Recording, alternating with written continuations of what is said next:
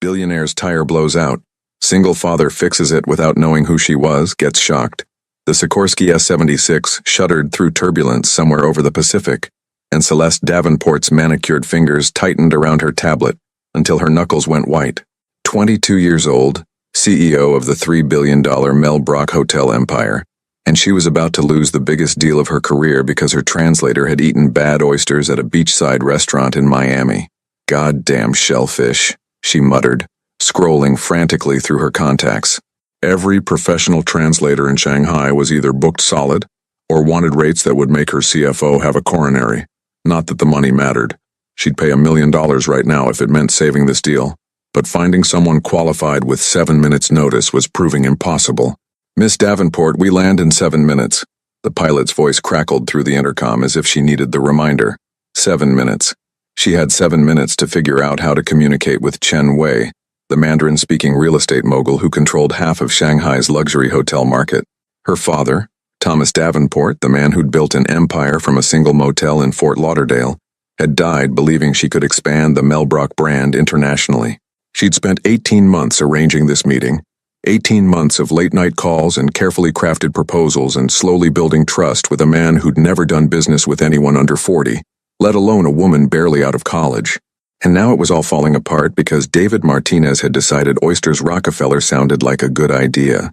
Celeste closed her eyes, fighting back the panic that threatened to claw up her throat. She'd been doing that a lot since her father died 2 years ago, swallowing fear, projecting confidence, pretending she knew exactly what she was doing, even when she felt like a child playing dress-up in her father's office.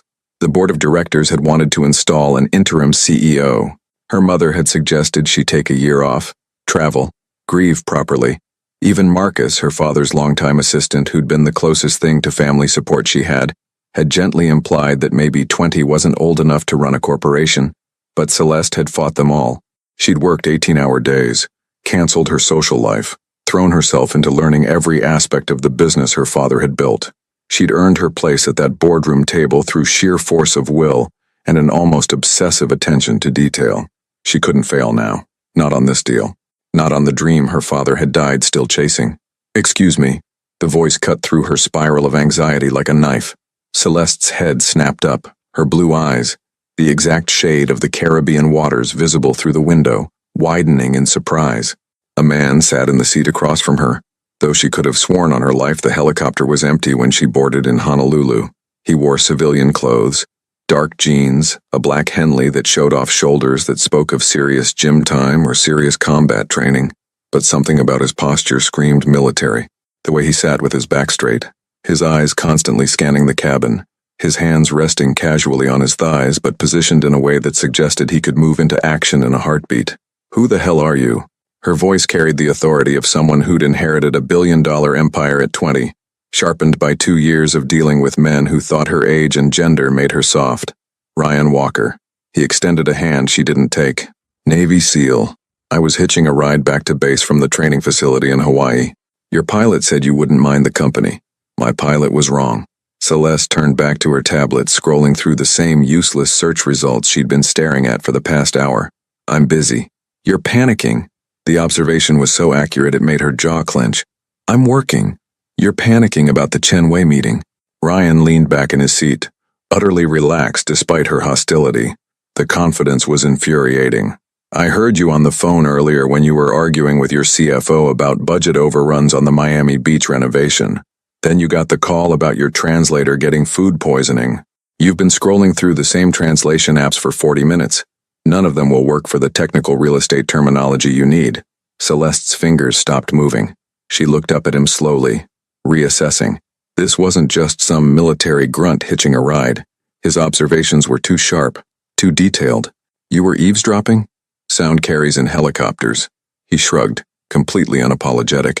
"I also heard you say you'd lose a $2 billion contract if you can't communicate with Chen. That's a lot of zeros to lose over shellfish."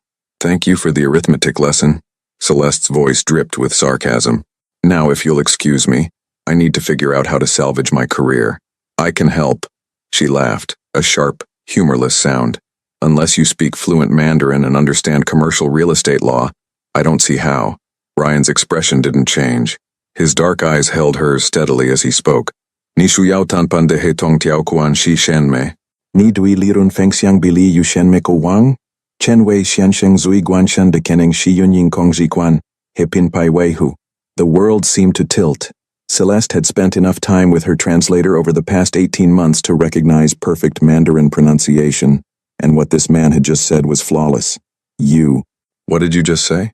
I asked what contract terms you need to negotiate, what your expectations are for profit-sharing ratios, and noted that Mr. Chen will likely be most concerned about operational control and brand maintenance. He switched seamlessly back to English. I speak Mandarin. Also Cantonese, Arabic, Russian, Farsi, Pashto, Dari, Urdu, Hebrew, French, German, Spanish, Portuguese, Italian, Greek, Turkish, Korean, Japanese, Vietnamese, Thai, Indonesian, Tagalog, Swahili, Amharic, Somali, Hindi, Bengali, Punjabi, Tamil, and Polish. 30 languages total. Occupational requirement in the teams. Celeste stared at him, her mind struggling to process this information. In her world of inherited wealth and Ivy League pedigrees, she'd met polyglots before, people who collected languages like some collected wines. But 30 languages? And this man, with his calloused hands and watchful eyes that had probably seen things she couldn't imagine, looked more like he belonged in a war zone than a boardroom. You're serious? It wasn't a question. Combat linguist. Specialized in hostage negotiations and intelligence gathering. Spent the last 8 years deploying to 42 different countries. Ryan checked his watch. A tactical piece that looked like it could survive a nuclear blast. Not the Patek Philippe her business associates wore. You have 6 minutes now. Want my help or not? Pride warred with pragmatism. Celeste Davenport didn't need help.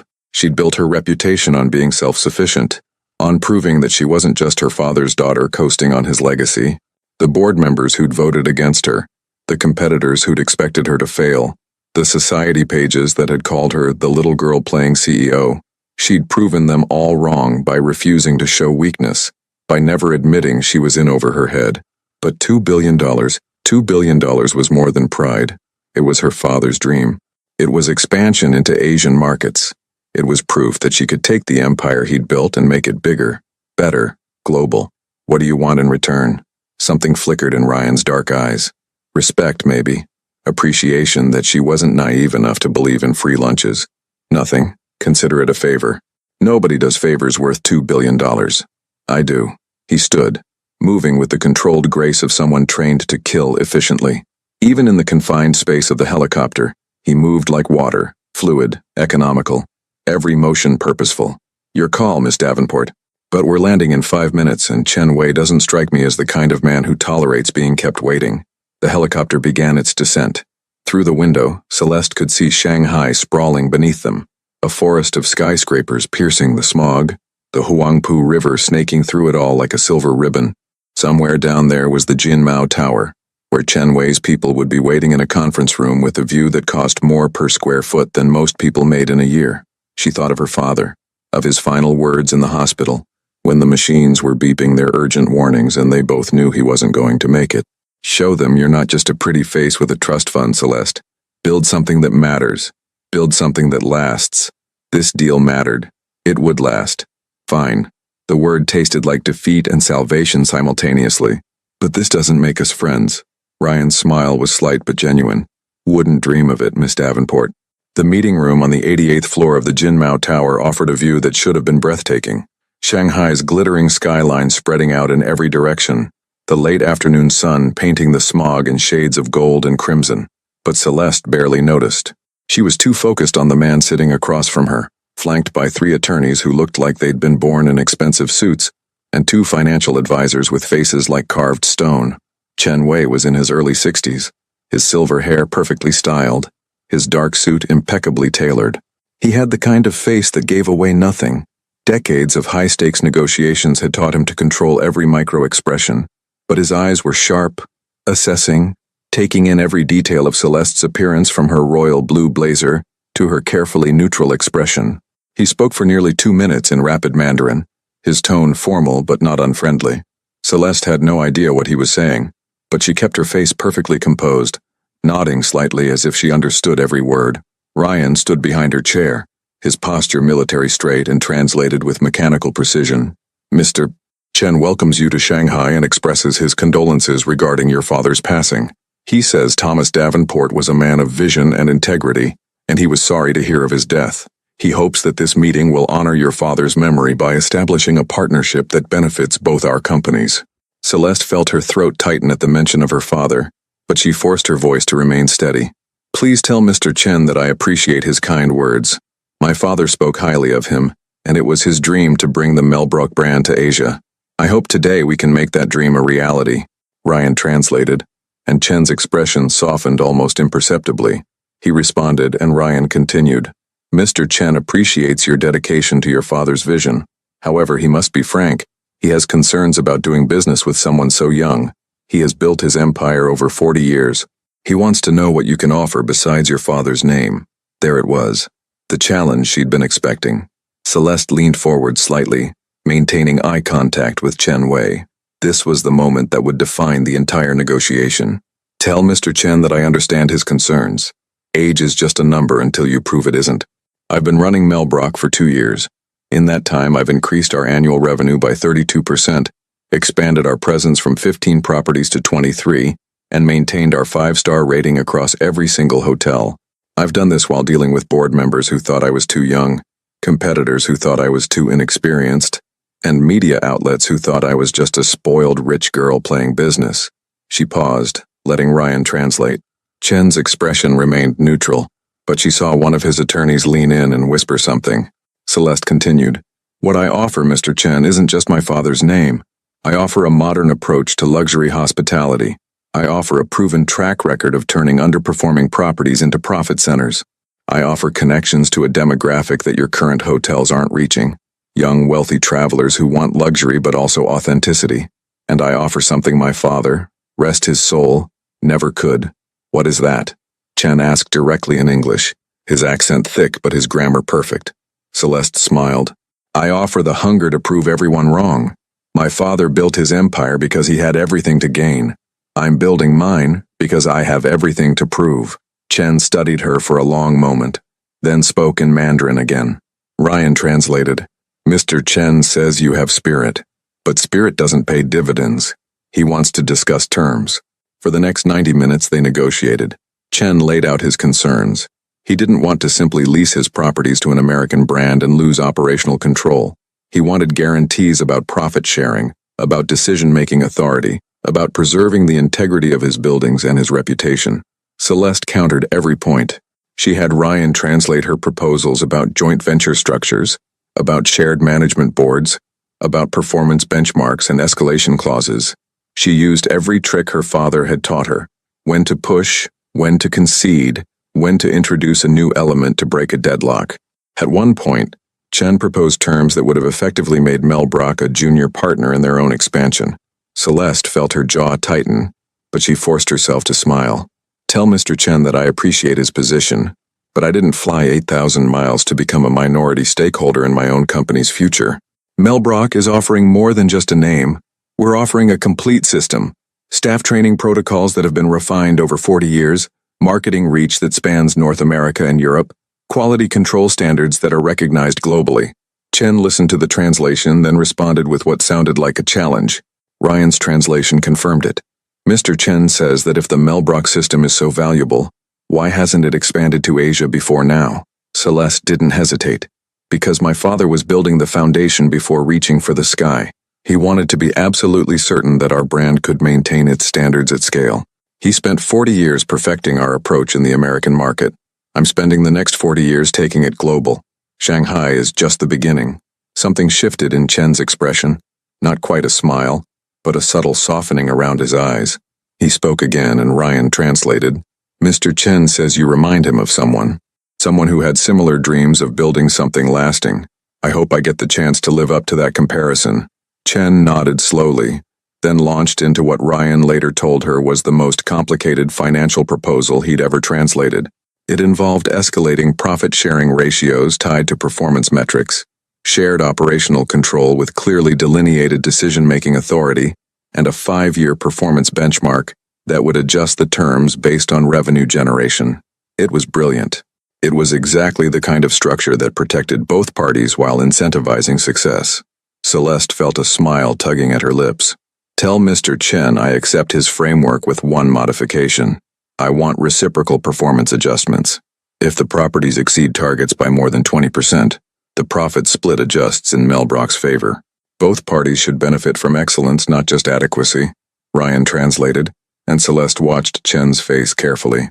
This was the moment. Either he'd see it as aggressive overreach, or he'd see it as the kind of bold confidence he could respect. Chen was quiet for nearly 30 seconds. Then he stood abruptly. Celeste's stomach dropped. Had she pushed too hard? Was he walking out? But then Chen extended his hand across the table, speaking in English.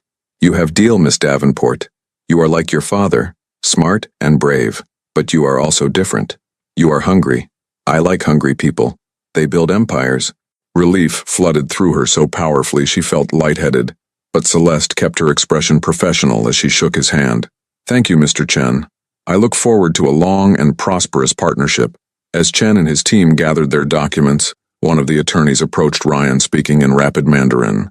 Ryan responded, his tone casual but his posture shifting subtly. More alert, more defensive. Celeste caught enough of the exchange to hear her name mentioned, then something about languages, then what sounded like a university name. The attorney smiled and switched to English. Mr. Chen wishes to know where you learned such excellent Mandarin. Your accent is Beijing standard, very refined. Most Americans speak with terrible tones.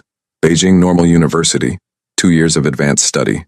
Ryan's answer was economical, his face carefully neutral. Before the Navy. The attorney nodded, clearly impressed. Mr. Chen also studied at Beijing Normal in his youth. He says you must visit him for tea sometime and discuss literature. He enjoys speaking with cultured people. After they left, Celeste finally allowed herself to breathe. She turned to Ryan, who was looking out the window at the illuminated cityscape below. Beijing Normal University? Before I enlisted. He didn't elaborate, and his tone suggested he didn't plan to. You just saved me $2 billion. You saved yourself. I just translated. Ryan turned from the window, his dark eyes meeting hers. That was masterful negotiation, Miss Davenport. You had him from the moment you talked about having everything to prove. Celeste felt an unfamiliar warmth spread through her chest. Pride mixed with something else, something she couldn't quite name. He would have walked if I'd shown any weakness. But you didn't, even when he tested you with that property control clause. Ryan moved closer, and Celeste was suddenly aware of how small the conference room felt. You stood your ground without being aggressive. You conceded points that didn't matter and held firm on the ones that did. That takes skill. My father taught me that negotiation is psychological warfare conducted with smiles and handshakes. Smart man. He was. Celeste felt the familiar ache of grief, duller now but never entirely absent. 2 years and she still sometimes forgot he was gone. Still reached for her phone to call him with good news before remembering that the number would just ring and ring in an empty office. Ryan was watching her with an intensity that should have been uncomfortable but somehow wasn't. You miss him. Every day. The admission slipped out before she could stop it. Celeste never talked about her father's death, not even with her mother, especially not with strangers. But something about Ryan Walker made her want to be honest. He was my best friend, the only person who really understood what it meant to build something from nothing. And then he was just gone. Heart attack. Sudden. One day we were planning the Asian expansion together, and the next day I was planning his funeral. I'm sorry. Don't be. He lived the way he wanted. He died doing what he loved, working. She managed a small smile.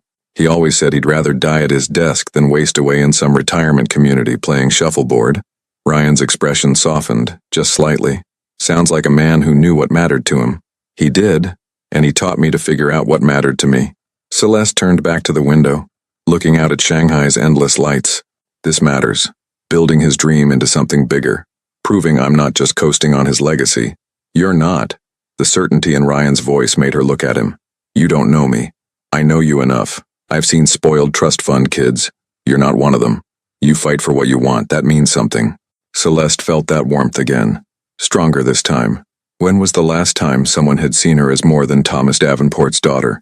When was the last time someone had looked at her accomplishments and given her credit instead of attributing everything to her inheritance? Thank you, she said quietly, for the translation, and for this. Ryan inclined his head. You're welcome. They stood there in the empty conference room, the lights of Shanghai spreading out below them like a constellation fallen to earth, and Celeste felt something shift in her carefully controlled world. This man, This stranger who'd appeared in her helicopter like some kind of guardian angel had given her something invaluable and asked for nothing in return. In her experience, that didn't happen. "Let me buy you dinner," she said impulsively. "It's the least I can do." "Not necessary. I insist." Celeste pulled out her phone, already searching for Shanghai's best restaurants. "I don't like being in debt, Mr. Walker, and right now I owe you more than I can quantify. You don't owe me anything. Then consider it a thank you. One meal. I promise not to make friends." She echoed his earlier words with a faint smile.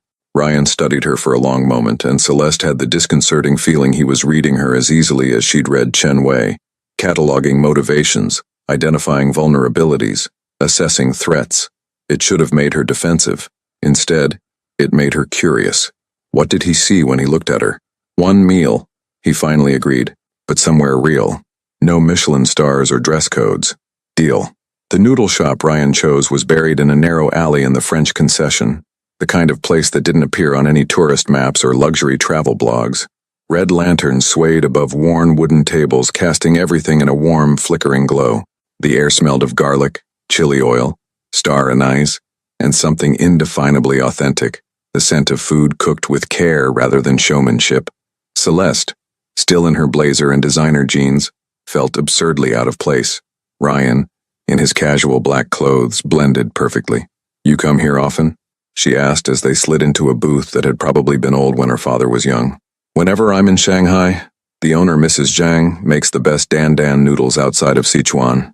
Ryan spoke to the elderly woman behind the counter in fluid Mandarin, and she responded with a delighted smile, clearly recognizing him. Her weathered face lit up like he was a favorite grandson returning home. "She says you've gotten too skinny and need to eat more," Ryan translated, his lips quirking in amusement. "She's bringing her special menu." "Special menu?" "Food she doesn't serve to tourists. Things her grandmother taught her to make before the Cultural Revolution." He leaned back against the booth, looking more relaxed than he had in the conference room. "Hope you can handle spice. I grew up in Miami. I can handle spice. Miami spice isn't Sichuan spice." He was right. When the food arrived, Dan Dan noodles glistening with chili oil, mapo tofu that smelled like it could strip paint, cumin lamb that looked deceptively innocent, and something called fuki fapian that Ryan explained was married couples' lung slices. Celeste's eyes watered from the first bite. Ryan watched her struggle with barely concealed amusement. "Want water?" "I'm fine." She wasn't fine. Her mouth was on fire. Her sinuses were clearing themselves forcefully. She was pretty sure she could feel the heat in her hair follicles. But Davenport's didn't admit weakness. "Pride will burn your tongue off. Good thing I can afford a new tongue." Celeste forced herself to take another bite, determined not to show defeat. That surprised a laugh out of him, a genuine, unguarded sound that transformed his face. For a moment, the watchful wariness in his eyes disappeared, replaced by something younger, lighter. "You're stubborn," he said. "Comes with the territory." Celeste managed to swallow the noodles without choking. "You don't get to run a billion-dollar company at 22 by being agreeable. No, you get there by being born to the right father." The words could have been cruel, but Ryan's tone was matter-of-fact, observational. Still, they hit harder than Celeste expected. She set down her chopsticks carefully. "You think I didn't earn this? I think you inherited it. There's a difference." Celeste felt anger spike in her chest. The same anger she'd felt at every board meeting where someone implied she was just keeping her father's seat warm, at every society function where people whispered about nepotism, at every business article that called her Thomas Davenport's daughter, instead of Mel Brock's CEO. "My father built Mel Brock from nothing," she said, her voice tight with controlled fury. "One motel in Fort Lauderdale that he bought with money from 3 jobs, dishwasher, night security guard, and weekend landscaping. He worked 18-hour days for 40 years. He missed my childhood because he was building something that would last. When he died, he left me a company worth $3 billion and a reputation I'll spend my life trying to live up to." She leaned forward, holding Ryan's gaze. "So yes, I inherited wealth. I inherited opportunity. I inherited a last name that opens doors. But I earn my place every single day. Every contract I sign, every property I renovate, every employee I hire, I'm proving that I'm not just coasting on my father's legacy. I'm building on it." Ryan's expression remained neutral, but something flickered in his eyes. "I believe you. Do you?" "Yes." No hesitation. "I've met plenty of rich kids who treat their inheritances like participation trophies. Showing up is enough for them. You're not one of them. You fought for that deal today like your life depended on it.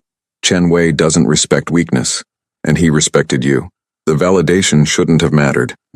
Celeste had proven herself 100 times over to boards of directors, investors, competitors, but somehow, hearing it from this enigmatic Navy SEAL who owed her nothing and gained nothing from flattery, it mattered. "Thank you," she said quietly. They ate in more comfortable silence. Celeste's mouth eventually acclimated to the heat, and she discovered the food was extraordinary, complex, layered, nothing like the Americanized Chinese food she'd grown up eating. The Dan Dan noodles had depths of flavor she couldn't identify. The mapo tofu had a numbing quality that was somehow addictive. The cumin lamb was tender and fragrant. "Can I ask you something?" she ventured. "You can ask. Can't promise I'll answer." How does a Navy SEAL end up speaking 30 languages? That's not standard training. Ryan was quiet for a moment, and Celeste got the impression he was deciding how much to share. Finally, "I grew up in foster care. Moved around a lot. Different homes, different neighborhoods, different cities. New York, Los Angeles, Atlanta, Houston, Phoenix. I learned early that if you want to survive, you adapt. You learn how people communicate, what they value, how to read them. That's not the same as speaking 30 languages. No." He took a drink of tea, jasmine served in a handleless cup that looked older than both of them. "That came later. I enlisted at 18 because foster care ends at 18 and I needed structure. Got recruited into SEAL training at 20 because I scored high on the language aptitude tests. Turned out I had a gift for it. The Navy sent me to the Defense Language Institute in Monterey, then to Beijing Normal University for Advanced Mandarin, then to field schools in the Middle East and Africa. And you just kept learning? Every deployment, I picked up something new. Started with tactical necessity. You learn Pashto when you're operating in Afghanistan, Arabic when you're in Iraq, Somali when you're off the Horn of Africa. Then it became something more, a way to understand people beyond their words. Language shapes how you think, how you see the world. When you speak someone's language, you see through their eyes. Celeste found herself leaning in, fascinated. That's almost poetic. Don't let it get around. Ruins my tough guy image. She smiled. Your secret's safe with me. Is it? Ryan's dark eyes held hers, and there was something in his gaze that made her breath catch. I don't think you keep many secrets, Celeste Davenport. It was the first time he'd used her first name, and hearing it in his deep voice sent an unexpected shiver through her. Everyone has secrets, she said. What's yours? The question was direct, challenging. Celeste considered deflecting, but something about this moment, the intimate restaurant, the warmth of the food, the way Ryan looked at her like he actually wanted to know, made her want to be honest. I'm lonely, she said quietly. I have thousands of employees, dozens of business associates, a mother who calls me twice a week, and a penthouse full of expensive things. But I'm lonely. I haven't had a real friend since my father died. Haven't had a real conversation with anyone who wasn't trying to get something from me. Until tonight. Ryan nodded slowly like she'd confirmed something he already suspected. That's the price of power. Everyone wants something from you. What about you? What do you want? Nothing. He said it simply, like it was obvious. I helped you because I could. I'm having dinner with you because you asked. I don't want your money or your connections. I don't even want you to remember my name after tonight. Why not? Because I'm a ghost, Celeste. I go where the Navy sends me. I do jobs that don't officially exist, and then I disappear. That's my life. That's what I chose. That sounds lonely too. Ryan's smile was wry. At least I'm honest about it. You're pretending you chose isolation when really you're just protecting yourself. The observation cut too close to the truth. Celeste had built walls so high around herself that she'd forgotten what it felt like to let someone in. Her father's death had taught her that loving people meant losing them, and she'd vowed never to be that vulnerable again. I should go, she said, suddenly needing distance from this man who saw too much. Thank you for dinner, and for everything today. But when she reached for her purse, Ryan stopped her with a gesture. I've got it. I said I was buying. And I said I don't need payment for helping you. He placed yuan on the table, far more than the meal cost. Mrs. Zhang has grandchildren in college. She won't take charity, but she'll take overpayment from a friend. Celeste watched him. This contradiction of a man, deadly and kind, educated and humble, closed off and perceptive. You're an interesting person, Ryan Walker. So are you, Celeste Davenport. They walked out into the Shanghai night. the alley lit by red lanterns and the distant glow of neon signs from the main street. Celeste's phone buzzed with messages. Her assistant confirming the contract would be drafted tomorrow, her board members congratulating her on the deal, her mother asking if she was eating properly, her real life waiting to reclaim her. "I fly back to Miami tomorrow," she said. "Early morning, but thank you for everything." Ryan nodded. "Good luck with your empire." He turned to walk away, and Celeste felt that irrational impulse again, the need to not let this moment end, to hold on to this strange, honest connection with someone who saw her as neither an asset nor a symbol. "Ryan." He stopped, looking back. In the red glow of the lanterns, his face was half shadow, half light. Celeste pulled out a business card, writing her personal number on the back with a pen from her purse. "If you're ever in Miami, call me. Not for business. Just if you want to talk, or eat spicy food or whatever." Ryan took the card, studying it for a moment before tucking it into his pocket. "Dangerous offer." "Why?" "Because I might take you up on it, and then you'd have to deal with having a friend who actually gives a damn about you instead of what you can do for them. Maybe that's exactly what I need." He smiled. Really smiled, not the polite social expression, but something genuine and warm. "Maybe it is." He walked away into the crowded Shanghai night, and Celeste stood there watching him go, feeling like something fundamental had shifted in her carefully ordered world. She didn't know then that Ryan Walker would change everything. She didn't know that in 3 months he would show up in Miami with secrets that would shatter her understanding of her own past. She didn't know that the connection she felt wasn't just chemistry. It was recognition of something deeper, something that had been waiting years to surface. But standing in that alley, her billion-dollar deal secured and her walls just slightly cracked, Celeste Davenport felt something she hadn't felt in 2 years. Hope. 3 months later, Celeste stood in her office on the 35th floor of the Mel Bruck headquarters in Miami, reviewing architectural renderings of the Shanghai properties. The partnership with Chen Wei had exceeded every projection. The first hotel was already under construction, slated to open in 8 months. The second and third properties were in final design phases. The board was thrilled. Her mother was proud. The business media was calling her a visionary. She should have felt triumphant. Instead, she felt restless. Maybe it was because success felt hollow when you had nobody to share it with. Her mother was supportive but distant, absorbed in her own grief and her charity work. The board members congratulated her and then immediately started pressuring her about the next deal, the next expansion, the next opportunity to grow shareholder value. Nobody asked if she was happy. Nobody asked if she was okay. Nobody asked if she ever thought about a Navy SEAL she'd met in Shanghai, who'd saved her deal and then disappeared back into whatever shadowy world he inhabited. Celeste had looked for Ryan's number after she got back to Miami. She'd even considered calling the Naval Special Warfare Command to try to track him down. But what would she say? "Hi, I'm looking for a guy named Ryan Walker who speaks 30 languages. The Navy would probably think she was crazy or a security risk, so she'd thrown herself into work. 18-hour days, weekends at the office, dinners alone in her penthouse, looking out at Biscayne Bay and wondering why success felt so much like loneliness. Her assistant, Marcus, a efficient, sharp-witted man in his early 40s who'd worked for her father for 15 years, appeared in the doorway. "Miss Davenport, there's someone here to see you. No appointment, but he says it's important." Celeste didn't look up from the renderings. "Unless it's a board member or someone from the Shanghai team, I don't have time. He says his name is Ryan Walker." Her head snapped up so fast she heard her neck crack. "What? Ryan Walker? He says you know him from Shanghai?" Marcus raised an eyebrow. "Should I tell him you're busy or—" "No, send him in."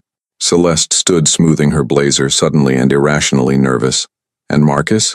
Hold all my calls for the next hour." Marcus's other eyebrow joined the first. In 2 years of working for Celeste, he'd never seen her cancel appointments for anyone. "Of course, Miss Davenport." Ryan entered looking different than she remembered. Harder, leaner, more worn. He wore jeans and a dark blue t-shirt, and there was something in his expression that made her throat tight. Dark circles under his eyes. A new scar on his left forearm, still pink and healing. The wariness in his eyes sharper than before. "Mr. Walker, this is a surprise."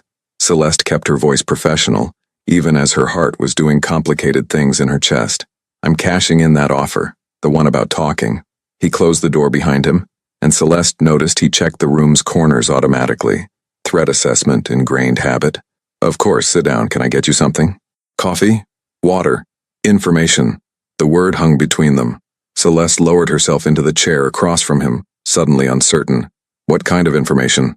Ryan leaned forward, his dark eyes intense. 3 months ago in Shanghai, I helped you because you reminded me of someone. I said she was a translator who died in Afghanistan. That was true. What I didn't say was her name. Why does that matter? Her name was Sarah Davenport, and according to military records, she was your sister. The world tilted. Celeste's vision blurred at the edges, her mind struggling to process words that made no sense. I don't have a sister, I'm an only child. That's what I thought you'd say. Ryan pulled out a manila envelope from the messenger bag he'd been carrying. But 6 weeks ago, I got contacted by the Department of Defense. They were doing a routine review of KIA records, killed in action, and they found discrepancies in Sarah's file. Her personnel forms listed Thomas Davenport, your father, as her next of kin. His address was listed as your family home in Miami. Celeste's hands trembled as she took the envelope. Inside were photocopied documents, military service records, a birth certificate, medical files, and photographs. The photographs stopped her breathing. A young woman, maybe 19 or 20, in army combat fatigues. Blonde hair pulled back in a regulation bun. Blue eyes exactly the shade of Celeste's own. The same high cheekbones, the same determined chin, the same slight asymmetry to her smile that Celeste saw in the mirror every morning. She looked enough like Celeste to be her twin, except this girl was smiling with unguarded joy at whoever held the camera, and Celeste couldn't remember the last time she'd smiled like that. This isn't possible, Celeste whispered.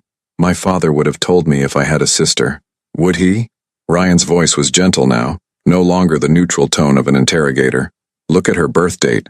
Look at her mother's name. Celeste's eyes found the birth certificate with shaking hands. Sarah Marie Davenport, born April 15, 1997, in Atlanta, Georgia. Mother, Linda Chen, the year before Celeste's parents got married. And the mother's name, Chen. Chen Wei, Celeste breathed, the pieces clicking together with horrible clarity. The real estate mogul. He said I reminded him of someone. He looked at me like he recognized you, Ryan finished. Because you look exactly like his niece did. Sarah's mother, Linda Chen, was Chen Wei's younger sister. The room spun. Celeste gripped the edge of her desk, trying to anchor herself to something solid as her entire understanding of her family, her history, herself, shattered and reformed. Why wouldn't my father tell me? Her voice broke on the question. Why would he keep this secret? Ryan's expression was pained.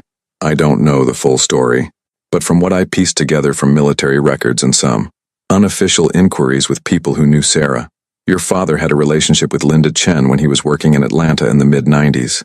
He was expanding Mel Brock into the southeast, spending months at a time there. They had Sarah, but Linda's family, traditional wealthy Chinese family, disapproved. There was a falling out. Your father came back to Miami, met your mother, started his life over. And Sarah?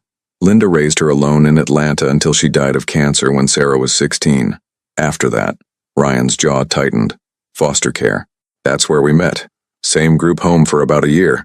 She was smart, fierce, determined to make something of herself despite everything life had thrown at her. She joined the army as a translator when she turned 18, ended up attached to my SEAL unit in Afghanistan. Celeste looked down at the photograph again, at this sister she never knew existed. Were you and she? Yes. Ryan's voice was rough with old pain. We were together. Not officially. Fraternization rules. But everyone knew. She was. He stopped, swallowed hard. She was the best person I've ever known. How did she die? Ryan stood, moving to the window that overlooked Biscayne Bay. The afternoon sun painted the water in shades of blue and gold, peaceful and beautiful, utterly at odds with the story he was about to tell. Ambush. 5 years ago. We were extracting a high-value target from a compound in Kandahar province. Sarah was translating for us, helping us communicate with locals. The intelligence was bad. The compound was rigged with IEDs. One of my team members, Petty Officer Martinez, stepped on a pressure plate. Sarah saw it happen. She could have run, but she went to help him. Ryan's reflection in the window was blurred, but Celeste could see the tension in his shoulders, the way his hands clenched at his sides. The IED detonated before she reached him. She died instantly. Martinez lost both legs but survived. He sends me Christmas cards every year thanking me for saving his life. Ryan's laugh was bitter. I didn't save him. Sarah did, and it cost her everything. Celeste felt tears streaming down her face, mourning a sister she never got to know. Did she? Did Sarah know about me? Yes. Ryan turned from the window and his eyes were red-rimmed. She knew your father had another family in Miami. She had pictures. She'd found them online. Articles about Thomas Davenport and his daughter Celeste, the heir to the Melbrook empire. She kept them in a journal she carried everywhere. He pulled out another envelope, this one worn and creased. These are photocopies. The originals are in a safety deposit box. Letters Sarah wrote but never sent. Letters to your father, asking why he abandoned her. Letters to you, wondering if you'd ever want to know her. Letters to the family she never got to have. Celeste took the envelope with trembling hands, but she couldn't bring herself to open it yet. Why are you telling me this now? Why wait 3 months? Because it took 3 months to verify everything, to make sure I wasn't wrong, that this wasn't some bizarre coincidence or mistaken identity, to track down people who knew Linda Chen, to get access to sealed adoption and foster care records. I wanted to be absolutely certain before I turned your life upside down. You're sure now? I'm sure. Sarah was your half-sister. Your father was her father. Chen Wei was her uncle, which is why he looked at you the way he did in Shanghai, why he agreed to do business with you. He saw his dead niece in your face. Celeste sank back into her chair, her mind reeling. Every memory of her father was suddenly suspect. Had he thought about Sarah when he looked at Celeste? Had he felt guilty? Had he wanted to tell her but couldn't find the words? I need to know why, she said, her voice steadier than she felt. Why my father kept this secret. Why he never reached out to her. Why he let her grow up thinking he didn't want her. Those answers died with your father, Ryan said gently. No, there have to be records, documents, something. Celeste stood, pacing her office like a caged animal. My father kept meticulous records of everything. If he had another daughter, if he was sending money or making arrangements, there would be evidence. And if there's not? If he really did just abandon her? Celeste stopped pacing, turning to face Ryan. Then I need to know that too. I need to know who my father really was, not the hero I've been worshipping for 2 years. Sarah deserves that. She deserves to have her story told, to have someone acknowledge what happened to her. Ryan's expression softened. She would have liked you, I think. You have her fire. I wish I'd known her. So do I. Ryan moved closer, and Celeste saw the depth of his grief. 5 years old but fresh as yesterday. I've spent 5 years trying to figure out why I survived and she didn't. Why I got to walk away and she's buried in Arlington National Cemetery. Finding out she had a sister, that she had family who never knew she existed, it made it worse. She died believing she didn't matter to anyone. She mattered. Celeste's voice was fierce. She mattered to you, and she matters to me now. I'm going to find out what happened. I'm going to uncover every secret my father kept, and I'm going to make sure Sarah's memory is honored. How? I don't know yet, but I'll figure it out. Celeste looked down at the photograph again, at her sister's smiling face. Will you help me? You knew her. You know things I never will. I need that.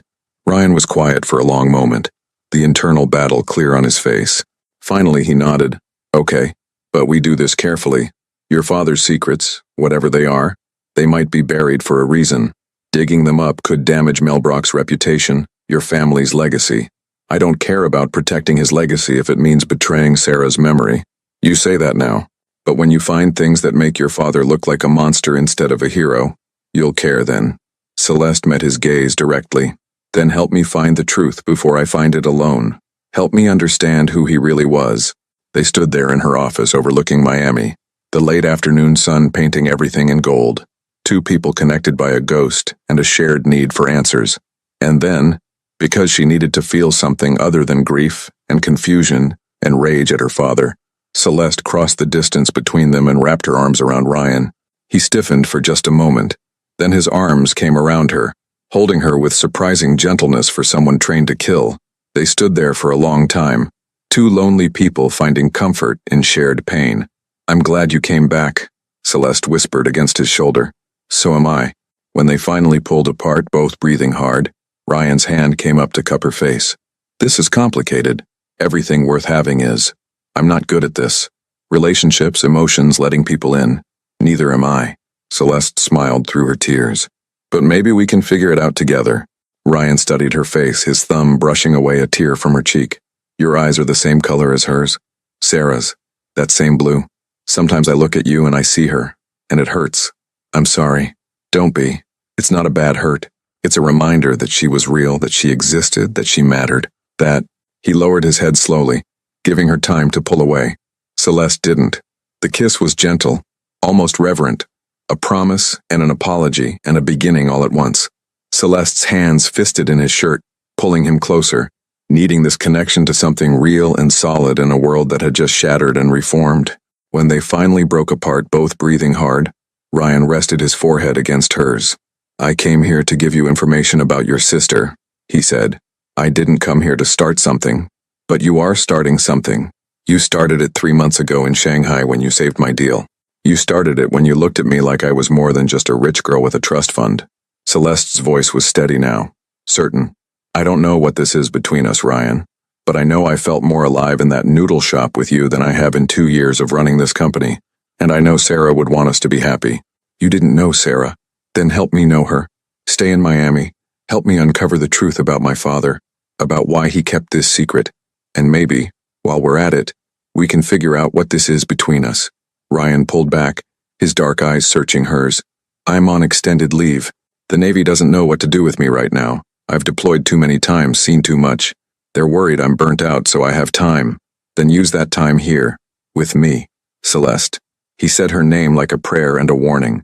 "If we do this, if we start digging into your father's past, we might find things that destroy your image of him, things that make you hate me for showing you. I'd rather know the truth and hate it than live with comfortable lies." Spoken like someone who's never had their world destroyed. "My world was destroyed when my father died," Celeste said quietly. "I've been rebuilding it ever since.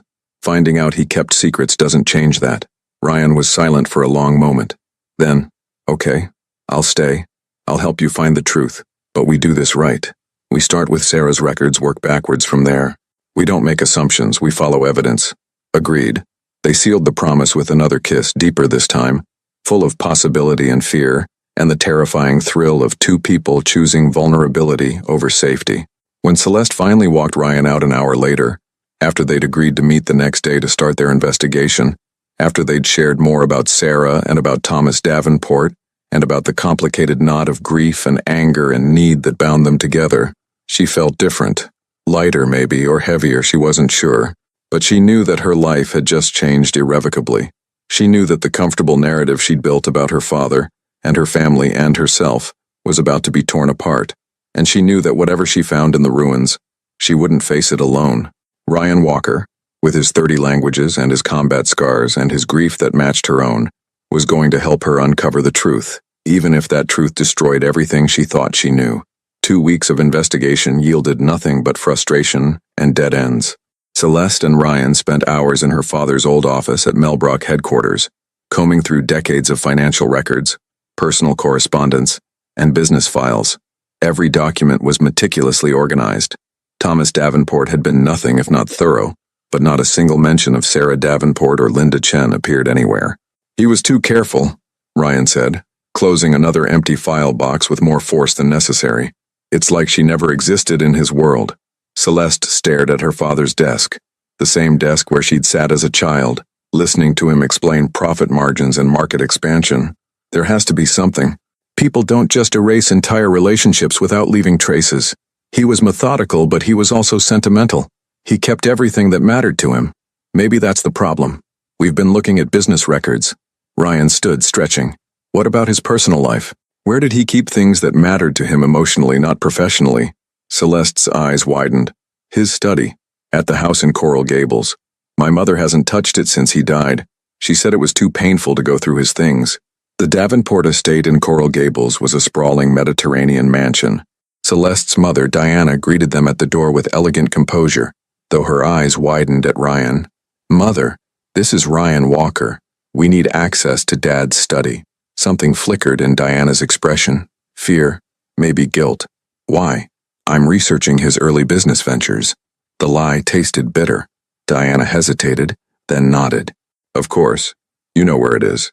Thomas Davenport's study was a time capsule. Leather-bound books, reading glasses beside a half-finished crossword, the scent of his cologne. Celeste moved to the bookshelf, pulling out Atlas Shrugged. Behind it was a safe. She entered the combination, 0415.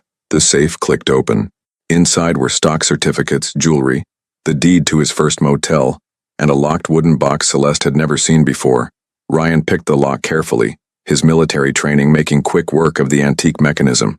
Inside were letters bundled with faded ribbon, dozens of them yellowed with age, and photographs. The first photograph stopped Celeste's breath completely. Her father, maybe 30 years old, standing with a beautiful Chinese woman outside what looked like a restaurant in Atlanta. They were laughing, his arm around her waist, her head tilted toward his shoulder. The intimacy was undeniable. This wasn't a business associate or casual friend. This was love. Linda Chen? Ryan said softly, recognizing her from the military records. Beneath that photo was another, Thomas holding a tiny baby, his expression one of pure wonder, the kind of expression Celeste had seen in her own baby pictures. And another, the same baby, older now, maybe 2 years old, taking her first wobbly steps toward the camera. Sarah. Her father had pictures of Sarah, had kept them hidden in a locked box for over 2 decades, had looked at them maybe, when he was alone in the study, had known about her existence every single day while Celeste grew up thinking she was his only child. Celeste's hands shook as she reached for the letters. The first one was dated May 1997, written in delicate feminine handwriting. Thomas, she has your eyes, your smile. I wish you could see her. I wish things were different. I know you have your life in Miami, but she's part of you too. Please think about what I asked. Linda. The letters continued for years. Linda updating Thomas about Sarah's progress, school, achievements, dreams. Then, November 2013. Thomas, the cancer is spreading. I have months, maybe weeks. Will you come? Will you finally claim your daughter before I'm gone? Please. Linda. Did he go? Celeste whispered. Ryan handed her another letter. Thomas's response. Linda, I cannot come. You knew I had obligations. A wife, a daughter. Sarah is a mistake I made in a moment of weakness. I've sent money for 16 years, that's more than most would do. When you're gone, she'll go into foster care, she'll be fine. This is goodbye. Thomas. Celeste couldn't breathe. He called her a mistake. There's more, Ryan said gently. The next letter was in teenage handwriting. Mr. Davenport, my name is Sarah. I'm your daughter, the one you called a mistake. My mother died last month. I'm 16 in foster care. I got accepted to Emory with a full scholarship. I speak 3 languages. I'm not a mistake. But you'll never know that because you're too much of a coward. I hope your other daughter knows how lucky she is. I hope she never learns what kind of man you really are. Sarah. Celeste's hands trembled. One more, Ryan said. After Sarah enlisted. Dad, I'm calling you that even though you don't deserve it. I joined the army. I'm going to be a translator. Make something of myself. Everything you wouldn't let me be. When I die, I want you to know I made my life mean something. Without you. Despite you. I'm not your mistake. I'm my mother's daughter. Goodbye forever, Sarah. That was 8 months before she died. Ryan's voice broke. Celeste stood abruptly, the wooden box falling from her lap, letters scattering across her father's expensive Persian rug like autumn leaves. She felt like she was drowning, in rage and grief, in the crushing weight of betrayal. He knew, she said, her voice raw and trembling. The entire time, when I was sitting in his hospital room holding his hand while he died, when I was crying at his funeral, giving that eulogy about what an amazing man he was, when I was fighting the board to prove I could run his company, working myself to exhaustion to honor his legacy. He knew. He knew he'd abandoned his own daughter. He knew Sarah died thinking she was unwanted, unloved, a mistake. And he never told me. Never gave me the chance to know her, to be her sister. Celeste, Ryan started, standing. No. She whirled to face him, her blue eyes blazing with fury and pain. Don't make excuses for him. Don't tell me he was protecting me or that he had good reasons. He was a coward. He chose his reputation, his perfect family image, over his daughter's life, over her happiness, over everything. And I've been killing myself for 2 years to protect that reputation, to prove I was worthy of his legacy. But what legacy? A legacy built on lies and abandoned children? Ryan crossed to her, gripping her shoulders firmly. You're right. Absolutely right. He was a coward. What he did to Sarah, to Linda, to you, was unforgivable. But listen to me, Celeste. You are not him. You're nothing like him. How do you know? Her voice broke. Maybe I'm just as selfish. Just as willing to sacrifice people for success. I've put the company above everything for 2 years. Above friendships, relationships, my own happiness. Because you're here, Ryan said fiercely, giving her a small shake. Because when I told you about Sarah, You didn't try to bury it. You didn't hire lawyers to make me go away or pay me off to keep quiet. You wanted the truth even knowing it would destroy your image of your father, even knowing it would hurt. That takes courage. Real courage. The kind Sarah had. The kind your father never did. Celeste collapsed against him, sobbing. All the grief she'd held back poured out. Ryan held her steady. Later, sitting among the scattered letters, Celeste said, "I'm going to tell the truth. About Sarah. About what my father did. Think carefully," Ryan said gently. "Going public destroys his reputation, yes, but it damages Mel Brock. 3,000 employees depend on that company. What should I do?" Ryan took her hands. "Honor Sarah privately. Create a foundation in her name, scholarships for foster kids, support for military families. Use his money to do the good he never did. Build the legacy Sarah deserved. That feels like letting him off easy. It's not about him anymore, it's about Sarah. About making sure her life mattered." Celeste thought about her sister. Brilliant, brave, abandoned. The Sarah Davenport Foundation. For foster children pursuing education and military service. Yes, and I keep my father's secret. You know the truth. That has to be enough. Celeste nodded. Not the justice she wanted, but maybe the justice Sarah deserved. Forward-looking, generous, transformative. "Will you help me build it?" Ryan smiled. "I'd be honored." They kissed in her father's study, surrounded by his lies, and Celeste felt grief transforming into purpose. 6 months later, Celeste stood at Arlington National Cemetery addressing a small gathering at Sarah's grave. Ryan beside her. Chen Wei from Shanghai. Sarah's foster siblings. Ryan's teammates. "My sister Sarah was extraordinary," Celeste said. "Brilliant, brave, determined to make her life matter despite every obstacle. Today we're launching the Sarah Davenport Foundation to honor her memory." She placed white roses on the grave. Later, walking through the cemetery, Celeste felt peace for the first time since her father died. "Thank you," she said to Ryan, "for telling me the truth, for helping me through it, for giving me the chance to know Sarah. You gave her something too, you gave her a family. You made sure she mattered." Celeste looked up at him. "What happens now? Between us? I'm getting out of the Navy, medical retirement. I need to figure out who I am outside of war." Ryan stopped walking, turning to face her. "And I'd like to figure it out with you if you'll have me." Celeste smiled through happy tears. "I think I'd like that very much." They kissed among the white headstones, two broken people who'd found healing in each other. The future was uncertain. Building the foundation, managing Ryan's transition, navigating a relationship complicated by grief and secrets. But for the first time in 2 years, Celeste Davenport felt hope. Real, solid, lasting hope. And she knew Sarah would have approved.